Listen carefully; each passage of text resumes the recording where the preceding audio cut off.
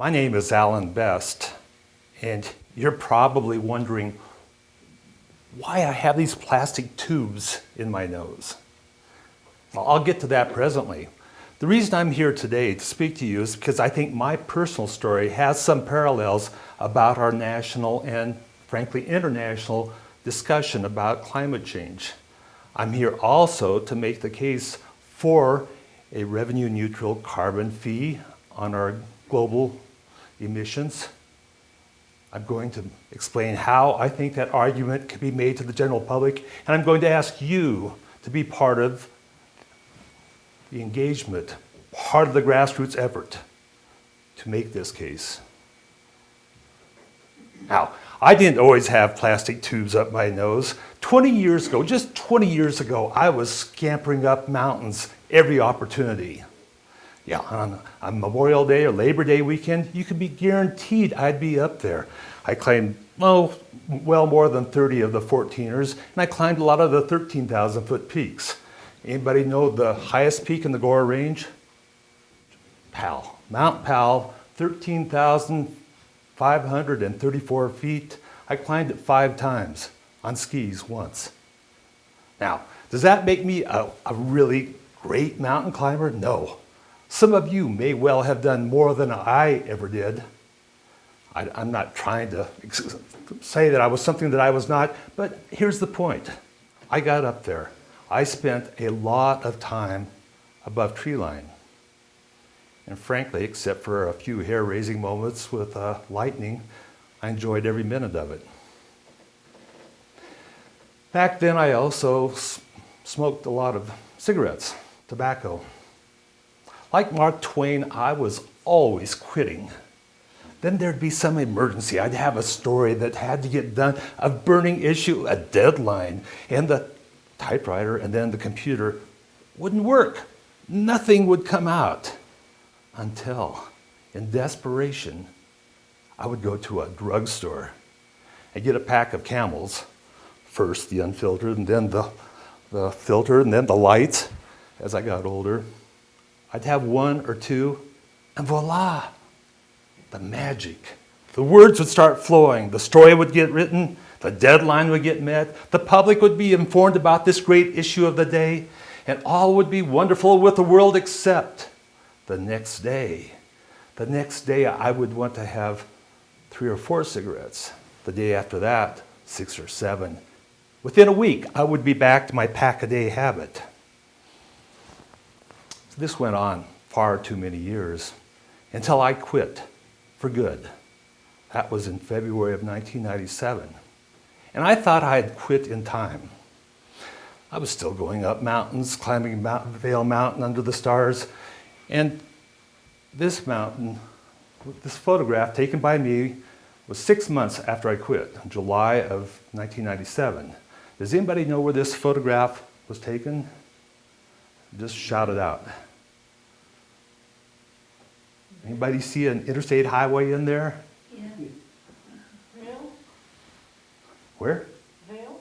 That's exactly right. This was taken in Vail, looking down on West Vail. Mount of the Holy Cross would be back over here. And over here would be the Vail Mountain ski area. So you're looking across the valley at Bald Mountain.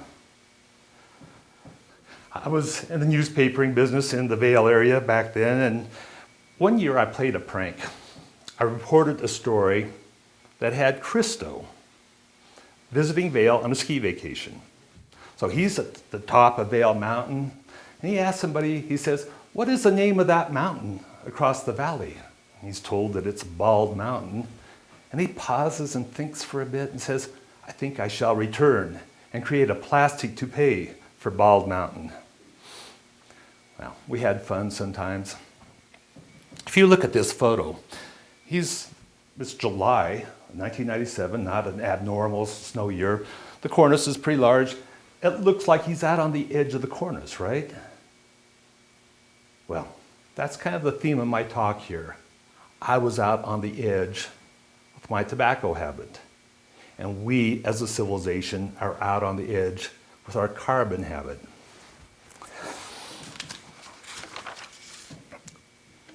The point being that I was still climbing here. I was still climbing. And I kept climbing for a number of years after I quit smoking. But then every year it got harder and harder. Instead of 14,000 feet where I would get winded, it would be 13,000 feet and then 12,000 feet. In July of 2000, I was in the Sangre de Cristos, climbing Mount Challenger, and then up and around and Kit Carson. I was above tree line for 12 hours. At the end of that, we were coming back down past Willow Lake to our campsite, and I got confused. I said, the route goes that way. Everybody else in my party said, no, the route goes that way. That was not like me to get confused, and it was happening more and more. Finally, the doctors did the tests that revealed that instead of me suffering from hypochondria, I was suffering from hypoxia. Instead of the problem being in my head, it was in my lungs, affecting my head. They gave me an ugly name to live with. It's called emphysema. What you do today can have consequences that linger for 10, 30, 40, 50 years. We know that's true of what we do with our bodies. It's also true of what we do to the planet. I know that there are skeptics about greenhouse gas theory. Freeman Dyson is one of the most prominent of the scientists that has some doubts. Then there's the Wall Street Journal. I read it every day.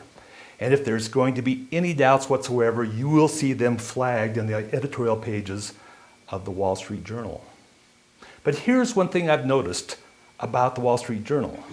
They bring out these sharp knives to quibble about things on the edge. They never get into the interior of the theory. I don't think they can. Instead, what I find, what I see, is a growing body of evidence that says, yes, this theory explains a lot of what we're measuring around the globe. It seems to hold together. Looking at the evidence, the thing that concerns me most is the Arctic sea ice. It's vanishing before our very eyes, and more rapidly than what climate scientists had said in their climate models. They said 2050, we think it'll be ice-free in summer. Now they're saying 2030. Who knows? Maybe earlier than that. Sea level rise, 3 millimeters per year in this century. Last winter, the warmest ever around the globe, ever recorded. And July, once again, it's not hot here in Denver, it was very pleasant, but globally, the hottest ever recorded. Yes, we are accelerating our emissions. Right now, in the last 2 centuries, we've increased the carbon content of the atmosphere, the CO2 concentrations, by 35 parts per million, the first 2 centuries of the Industrial Revolution. During my lifetime, 85 parts per million. The math on that, once again, 2 centuries, 35 parts per million, 1 lifetime, 85 parts per million, which takes us to 400 parts per million. And at the rate we're going, just 15 to 25 years, we will most certainly be at 450 parts per million. Now, why is 450 parts per million important? We hope it's not. We really hope it's not. But here's what concerns me, is that all along, climate scientists have said, well, we think the atmosphere can absorb up to about 450 parts per million, and after that, we don't know. Feedback loops, there's a lot of reasons to be concerned. Basically, all bets are off. Things could get wild and woolly. There could be a lot of climate disruption. Yes, I think it's important to acknowledge that we are making progress. We are doing things. One small example, our solar PV prices have come down, adoption has gone up, we're doubling in deployment per year in the last few years. That's huge. Keeps on up. Whoa, it's going to be a sizable part of our energy mix. And then there's what President Obama has done, and I'm very frankly impressed with the deal with China. I think that's important. And then the Clean Power Plan. It's all good stuff. But it's not enough. It's not enough, and it can never be enough as long as there is this one fundamental problem. It's free. It's absolutely free to pollute the atmosphere with carbon dioxide and other greenhouse gases. Can't smell it, can't taste it, can't hear it, can't see it, and it's free. It's absolutely free to use the atmosphere as this global dumping ground. Now, if you have tires or an old stove and you need to get rid of them in your house, you go to a landfill and you will be assessed a dumping fee, right? No surprise, no pushback. That's what we expect. But with greenhouse gas emissions, it's like the guy who has an old refrigerator and he puts it on the back of his pickup truck. He drives out some dusty country road, maybe a BLM road, and when nobody's looking, he pushes it off and it tumbles down to the creek below, and it's free, just like the way we're treating the atmosphere. What we need is a way that recognizes the risk posed to civilization, the cost. We need a carbon fee assessed on this global atmospheric dumping. With a fee proportionate to the risk, we create an incentive for the marketplace to begin creating cleaner ways to generate our electricity, to heat our buildings, to power our transportation. Right now, carbon fuels enjoy an advantage because there's no level playing field here. It's free to pollute the atmosphere. Economists like a carbon tax. Almost all of them, they say this is the most efficient, effective way to create an incentive for change. With it, we might not need subsidies for wind and solar, because after all, once again, there's a leveler playing field. We wouldn't necessarily have to tell power plant operators, thou shalt not. Instead, we tell the marketplace, here is the cost. Now you figure out the solution. It creates an incentive for change. Will it produce more wind and solar? I would think so. Once again, a level playing field. Now there's a book by a Chinese American by the name of Shi-Ling Su, The Case for a Carbon Tax. It's a very good book, I think. And I marked it up heavily with my yellow marker, passages that I thought were important.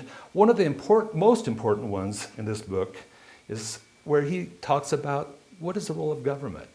He says, government should not be in the business of picking winners in energy. He says, it should be in the business of recognizing risk and costs and assigning fees based on that recognition. But here's another reason to like a carbon tax. It can be structured in a way to be revenue neutral.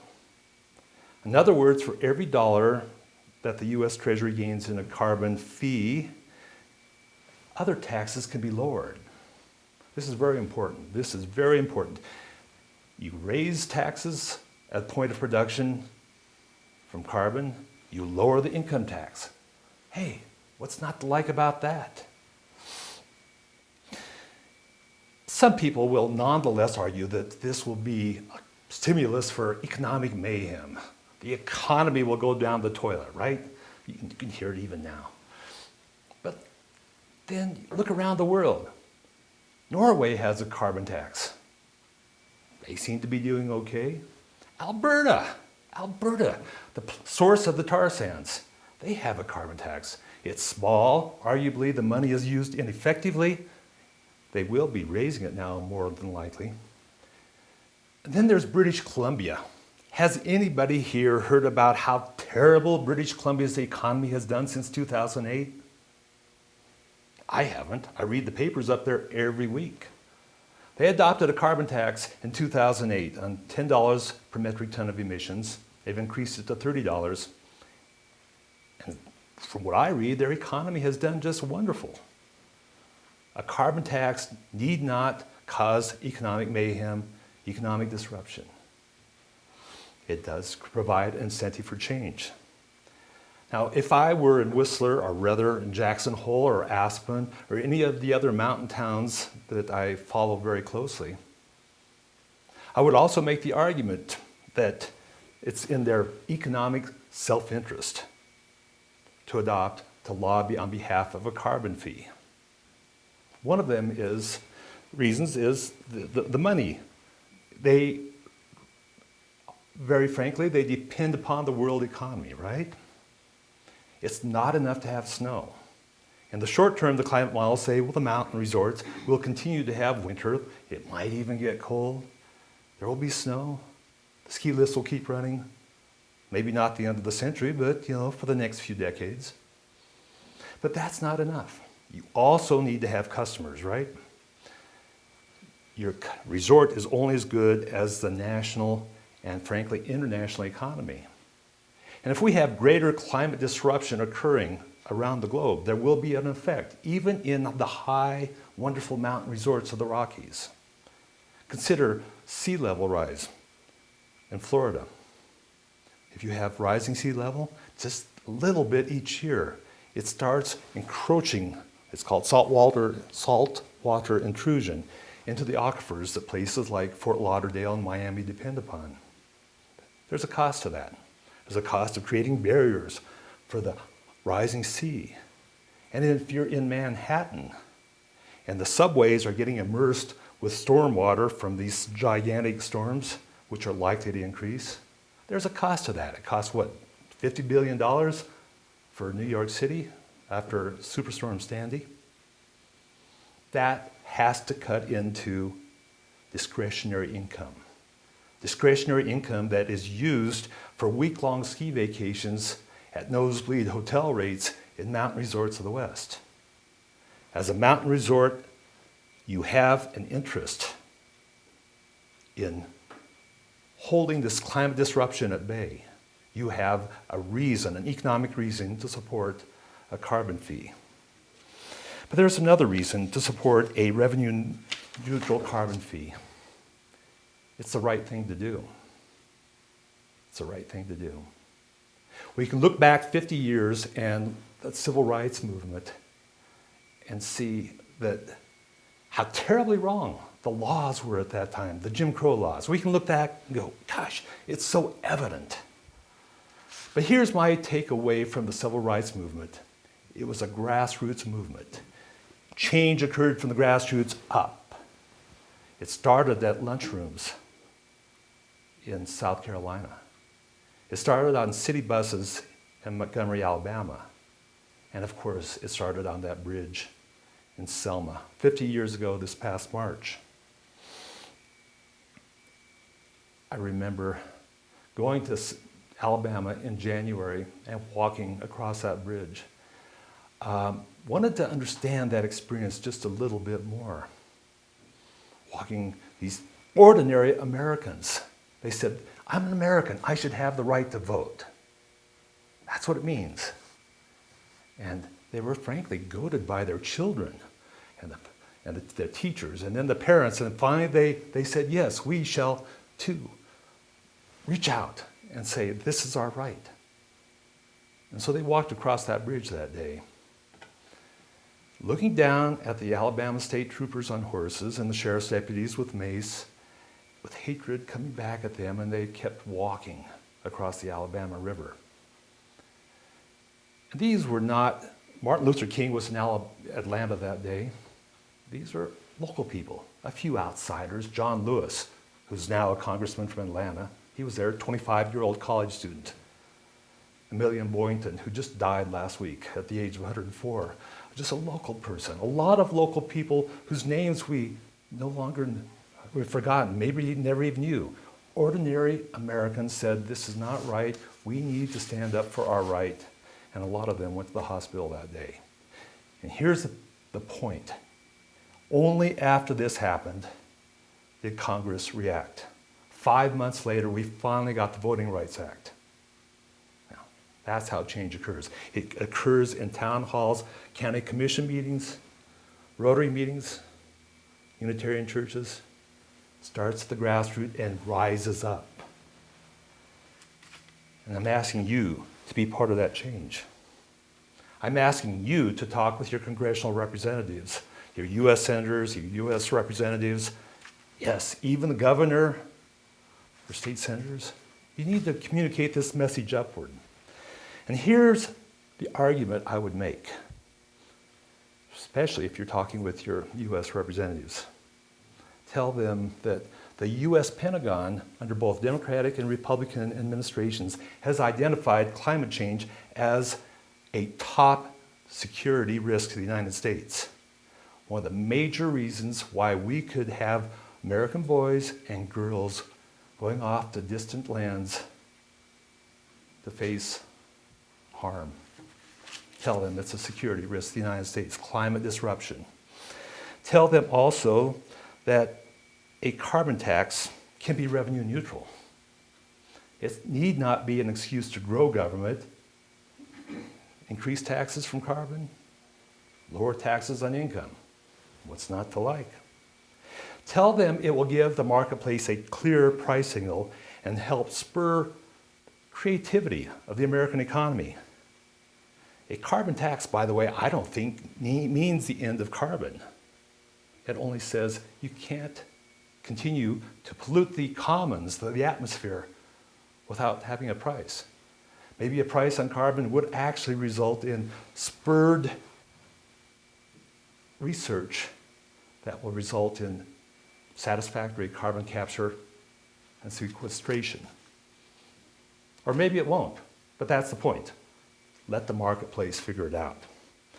And then finally, I would tell them there are a number of prominent Republicans, people who have been very thoughtful over the years, that support a carbon fee.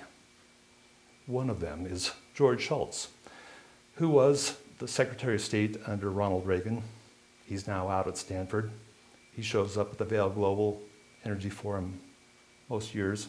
He supports a carbon fee, a revenue-neutral carbon fee, as a way to get us moving more rapidly. Politics. Politics is not linear. It doesn't go in a straight line. It zigs, it zags. And so we have to be there. We have to be ready when the opportunity avails itself. That's what prompted me to get out and start talking about this. I said, what levers do I have? What audiences might I have? What can I do? This is my small part. I might also urge you to take note of a relatively new organization. It's called Citizens Climate Lobby. I've been to a few of their meetings. I don't purport to represent the group, but I've been to enough of their meetings and seen enough of what they do to think that they really do understand how to approach this in a pretty good way. You can find them on the web pretty easily. But most of all, I would urge you to think that this is something that needs to be dealt with immediately, not kicked down the road for a few years. We need to take action. Just 25 years ago, this past September, I drove from Vail, where I was then living, down to the San Juans. After a night in Ouray, we got up, went up and climbed Mount Sneffels, a 14,000-foot peak. It's a wonderful mountain, just a wonderful mountain. And I remember on that September day, looking out from the top, and it was very peaceful. To the south was New Mexico and the Four Corners, and then the Red Canyons of Utah. Down below, there were hang gliders soaring over the top of the Telluride ski area. The sky had this wonderful cerulean cast to it. It was a day to remember. That night, I remember less clearly. I probably had a cigarette, maybe two. I probably told myself, you need to quit this. I'd make a New Year's resolution. Or, since I lived in ski towns, at the end of next ski season, that's sort of the end of the year in a ski town, the end of ski season, right? Instead, it was 8 more years before I quit. 8 more years. And therein lies the reason why I have this nose jewelry today. With climate change, we cannot continue to keep postponing serious action. We need action now. A carbon tax will create the incentive for change in the marketplace, will create solutions, but it needs to happen because of a lot of lobbying at the grassroots level. It needs to happen because of people like you and people like me. We need to talk with our congressional representatives. We can't put this off. We need to take advantage of every opportunity now. Please be there, and thank you for your time.